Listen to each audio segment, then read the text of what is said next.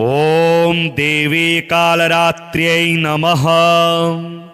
एकवेणी जपाकर्ण पुरा नग्ना खरा स्थिता लंबोष्ठी कर्णिका कर्णी तैलाभ्यंग शरीरिणी वामपादोल्लसल्लोह लता कंटकभूषणा वर्धनमूर्धध्वजा कृष्णा कालरात्रिर्भयंकरी करालवदनां घोरां मुक्तकेशीं चतुर्भुजां कालरात्रिं करालीं च विद्युन्माला विभूषितां दिव्यलोहवज्रखड्गं वामाधोर्ध्वकराम्बुजां अभयं वरदां चैव दक्षिणोर्ध्वाधः पाणिकां महामेघप्रभां श्यामां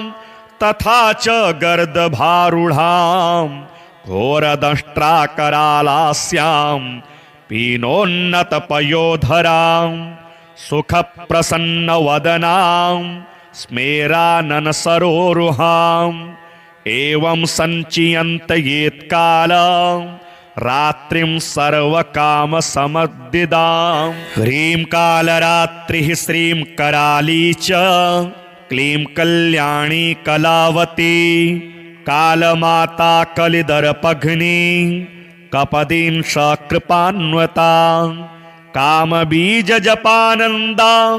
कामबीजस्वरूपिणी कुमतिग्नि कुलीनार्ति नशिनी कुलकामिनी क्लीं ह्रीं श्रीं मंत्रवर्णेन कालकंटकघातिनी कृपामयी कृपाधारा कृपापारा कृपागमा ओम क्लीं मे हृदयं पातु पादौ श्रीं कालरात्रिः ललाटं सततं पातु दुष्टग्रहनिवारिणी रसनां पातु कौमारी भैरवी चक्षुषी मम कटौ पृष्ठे महेशानी कर्णौ शङ्करभामिनी वर्जितानि तु स्थानानि यानि च कवचेन हि तानि सर्वाणि मे देवी सततं पातु स्तंभिनी एकवेणी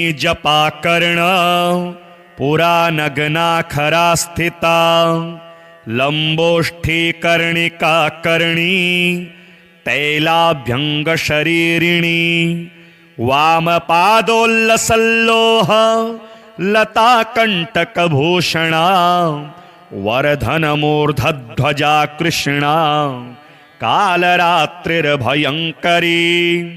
करालवदनां घोरां मुक्तकेशीं चतुर्भुजां कालरात्रिं करालीं च विद्युन्माला विभूषितां दिव्यलोहवज्रखड्गं वामाधोर्ध्वकराम्बुजां अभयं वरदां चैव दक्षिणोर्ध्वाधः पाणिकां महामेघप्रभां श्यामां तथा च गर्दभारूढां घोरदंष्ट्राकरालास्यां पीनोन्नतपयोधरां सुखप्रसन्नवदनां स्मेराननसरोरुहां एवं सञ्चियन्तयेत्कालं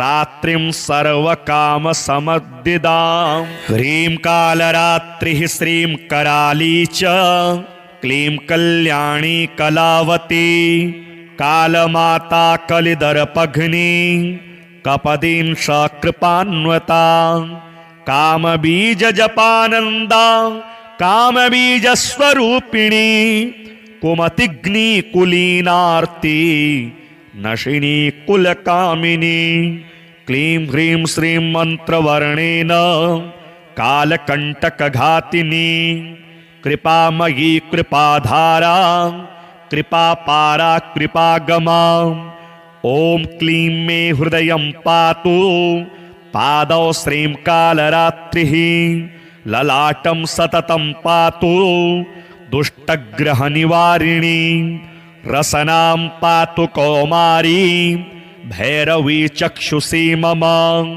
कटौ पृष्ठे महेशानी कर्णौ शङ्करभामिनी वर्जितानि तु स्थानानि यानि च कवचेन हि तानि सर्वाणि मे देवी सततं पातु स्तम्भिनी एकवेणी जपाकर्ण पुरा नग्नाखरा स्थिता लम्बोष्ठी कर्णिका कर्णी तैलाभ्यङ्गशरीरिणी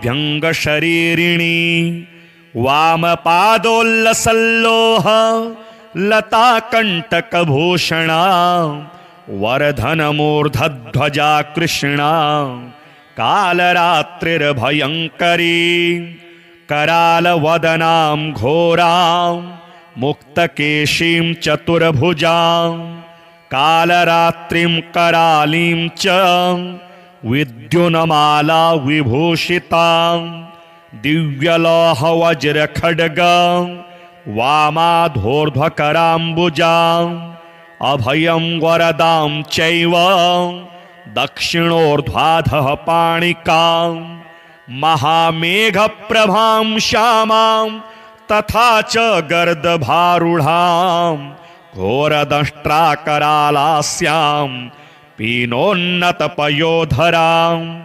सुखप्रसन्नवदनां स्मेराननसरोरुहाम् एवं सञ्चियन्तयेत्कालं रात्रिं सर्वकामसमद्दिदां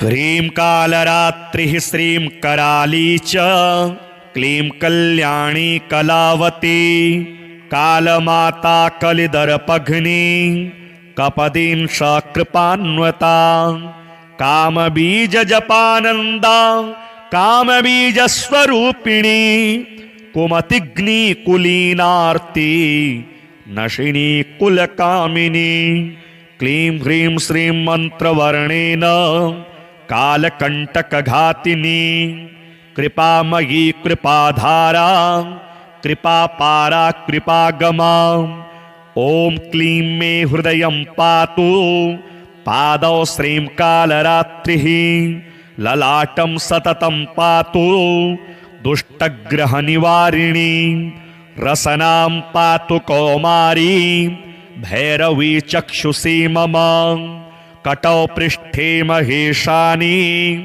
कर्णौ शङ्करभामिनी वर्जितानि तु स्थानानि यानि च कवचेन हि तानि सर्वाणि मे देवी सततं पातु स्तम्भिनी एकवेणी जपाकर्ण पुरा नग्नाखरा स्थिता लम्बोष्ठी कर्णिका कर्णी तैलाभ्यङ्गशरीरिणी वामपादोल्लसल्लोह लताकण्टकभूषणा वरधनमूर्धध्वजा कृष्णा कालरात्रिर्भयङ्करी करालवदनां घोरां मुक्तकेशीं चतुर्भुजां कालरात्रिं करालीं च विद्युन्माला विभूषितां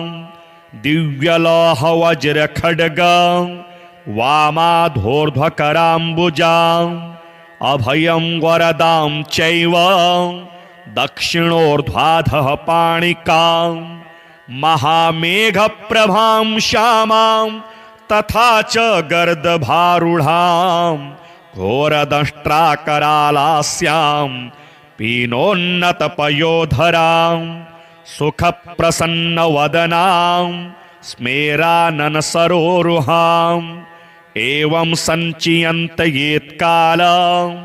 रात्रिं सर्वकामसमद्दिदां ह्रीं कालरात्रिः श्रीं कराली च क्लीं कल्याणी कलावती कालमाता कलिदर्पघ्नी कपदीं सकृपान्वता कामबीजजपानन्दा कामबीजस्वरूपिणी कुमतिग्नि कुलीनार्ति नशिनी कुलकामिनी क्लीं ह्रीं श्रीं मन्त्रवर्णेन कालकण्टकघातिनी कृपामयी कृपाधारा कृपापारा कृपागमा।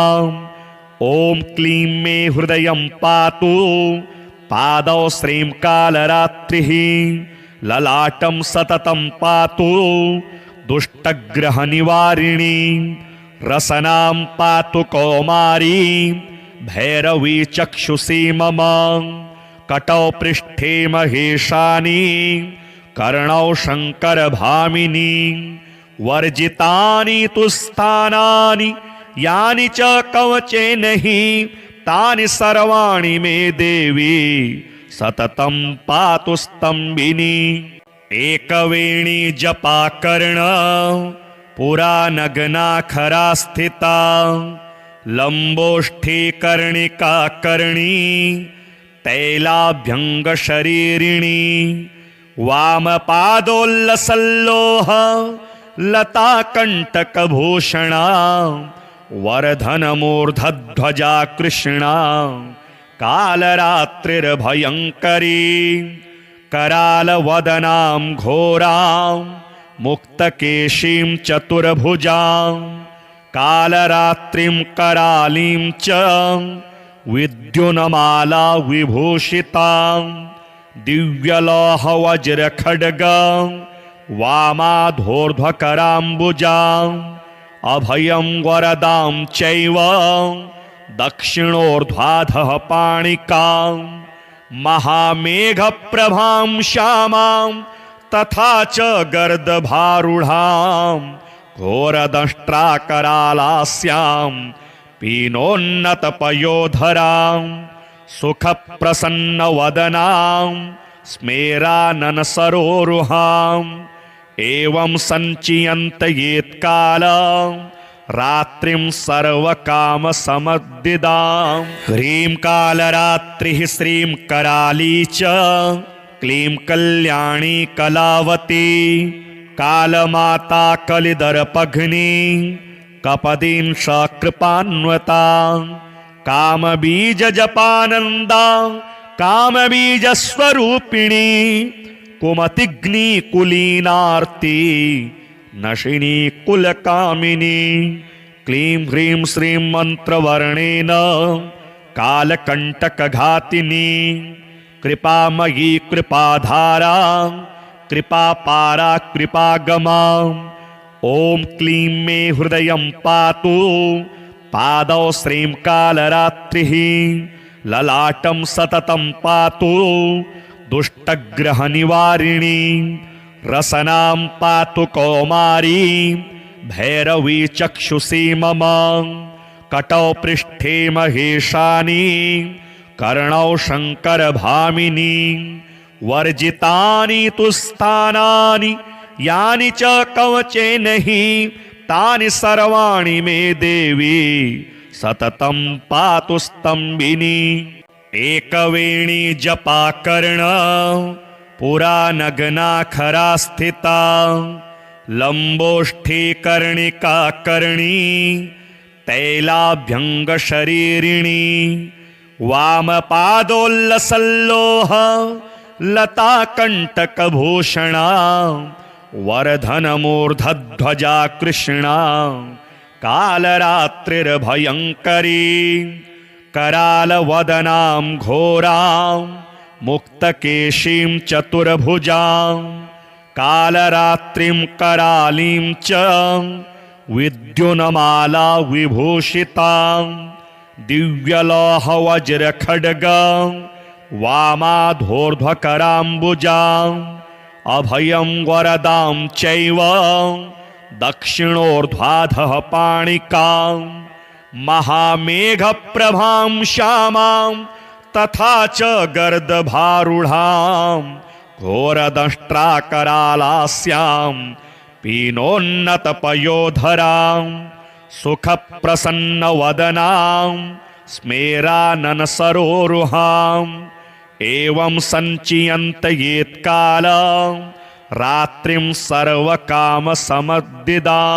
ह्रीं कालरात्रिः श्रीं कराली च क्लीं कल्याणी कलावती कालमाता कलिदर्पघ्नी कपदीं सकृपान्वता कामबीजजपानन्दा कामबीजस्वरूपिणी कुमतिग्नि कुलीनार्ति नशिनी कुलकामिनी क्लीं ह्रीं श्रीं मन्त्रवर्णेन कालकण्टकघातिनी कृपामयी कृपाधारा कृपापारा कृपागमा ॐ क्लीं मे हृदयं पातु पादौ श्रीं कालरात्रिः ललाटं सततं पातु दुष्टग्रहनिवारिणी रसनां पातु कौमारी भैरवी चक्षुषी मम कटौ पृष्ठे महेशानी कर्णौ शङ्करभामिनी वर्जितानि तु स्थानानि यानि च कवचेन हि तानि सर्वाणि मे देवी सततं पातु स्तम्भिनी एकवेणी जपाकर्ण पुरा नग्नाखरा स्थिता लम्बोष्ठी कर्णिका कर्णी तैलाभ्यङ्गशरीरिणी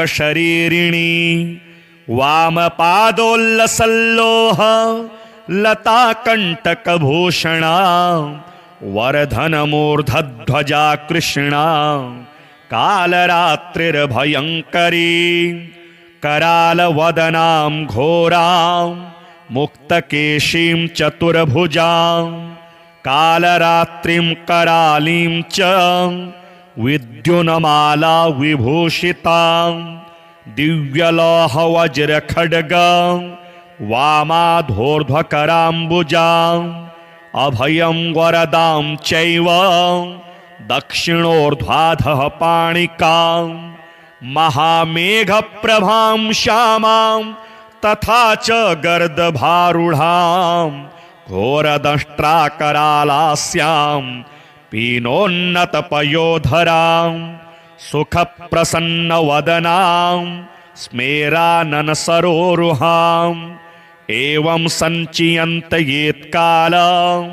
रात्रिं सर्वकामसमद्दिदां ह्रीं कालरात्रिः श्रीं कराली च क्लीं कल्याणी कलावती कालमाता कलिदर्पघ्नी कपदीं सकृपान्वता कामबीजजपानन्दा कामबीजस्वरूपिणी कुमतिग्नि कुलीनार्ति नशिनी कुलकामिनी क्लीं ह्रीं श्रीं मन्त्रवर्णेन कालकण्टकघातिनी कृपामयी कृपाधारा कृपापारा कृपागमा ॐ क्लीं मे हृदयं पातु पादौ श्रीं कालरात्रिः ललाटं सततं पातु दुष्टग्रहनिवारिणी रसनां पातु कौमारी भैरवी चक्षुषी मम कटौ पृष्ठे महेशानी कर्णौ शङ्करभामिनी वर्जितानि तु स्थानानि यानि च कवचेन हि तानि सर्वाणि मे देवी सततं पातु स्तम्भिनी एकवेणी जपाकर्ण पुरा नग्नाखरा स्थिता लम्बोष्ठी कर्णिका कर्णी तैलाभ्यङ्गशरीरिणी वामपादोल्लसल्लोह लताकण्टकभूषणा वरधनमूर्धध्वजा कृष्णा कालरात्रिर्भयङ्करी करालवदनां घोरां मुक्तकेशीं चतुर्भुजां कालरात्रिं करालीं च विद्युन्माला विभूषितां दिव्यलोहवज्रखड्गं वामाधोर्ध्वकराम्बुजां अभयं वरदां चैव दक्षिणोर्ध्वाधः पाणिकां महामेघप्रभां श्यामां तथा च गर्दभारूढां घोरदंष्ट्राकरालास्यां पीनोन्नतपयोधरां सुखप्रसन्नवदनां स्मेराननसरोरुहाम् एवं सञ्चियन्त येत्कालं रात्रिं सर्वकामसमद्दिदां। ह्रीं कालरात्रिः श्रीं कराली च क्लीं कल्याणी कलावती कालमाता कलिदर्पघ्नी कपदीं सकृपान्वता कामबीजजपानन्दा कामबीजस्वरूपिणी कुमतिग्नि कुलीनार्ति नशिनी कुलकामिनी। क्लीं ह्रीं श्रीं मन्त्रवर्णेन कालकण्टकघातिनी कृपामयी कृपाधारा कृपापारा कृपागमा। ॐ क्लीं मे हृदयं पातु पादौ श्रीं कालरात्रिः ललाटं सततं पातु दुष्टग्रहनिवारिणी रसनां पातु कौमारी भैरवी चक्षुषी मम। कटौ पृष्ठे महेशानी कर्णौ शङ्करभामिनी वर्जितानि तु स्थानानि यानि च कवचेन हि तानि सर्वाणि मे देवी सततं पातु स्तम्भिनी।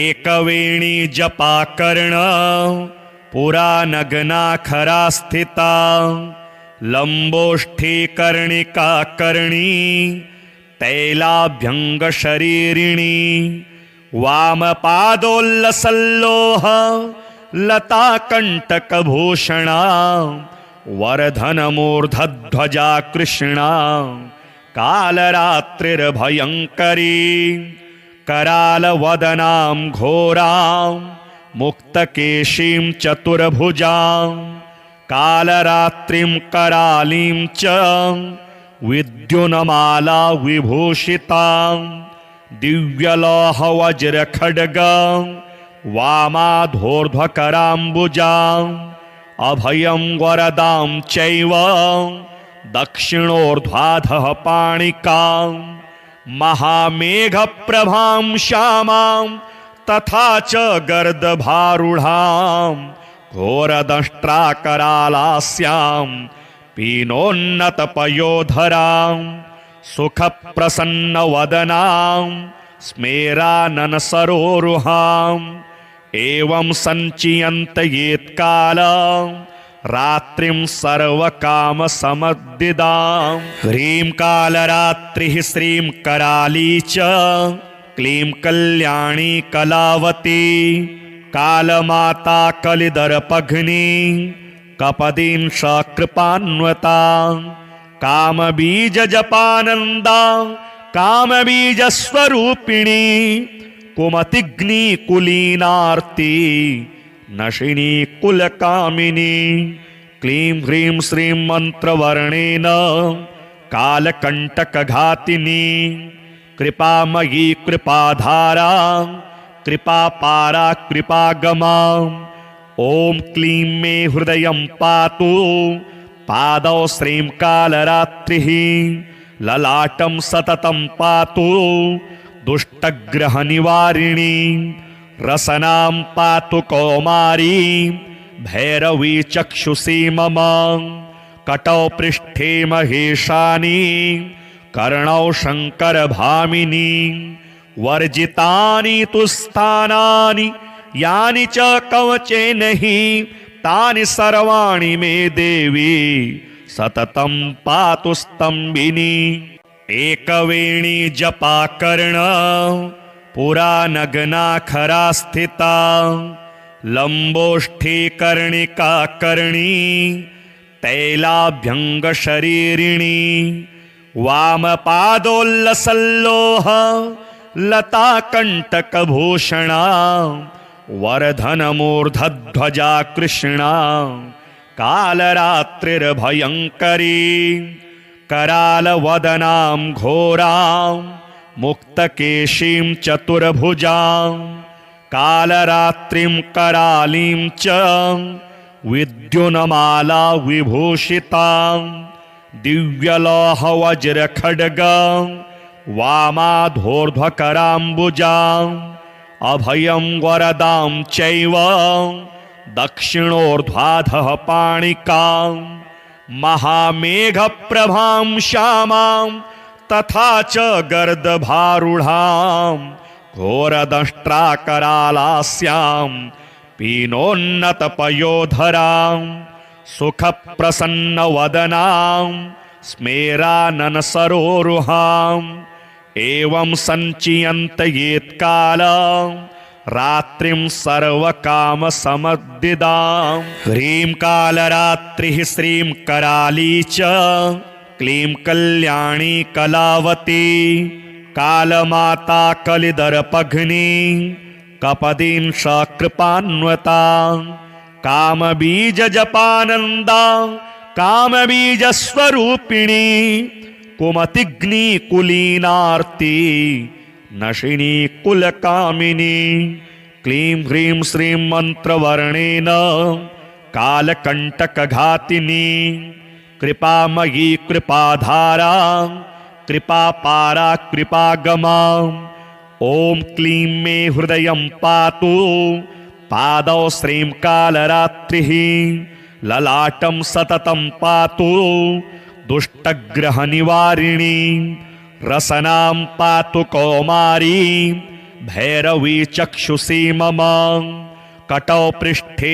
महेशानी कर्णौ शङ्करभामिनी वर्जितानि तु स्थानानि यानि च कवचेन हि तानि सर्वाणि मे देवी सततं पातु स्तम्भिनी।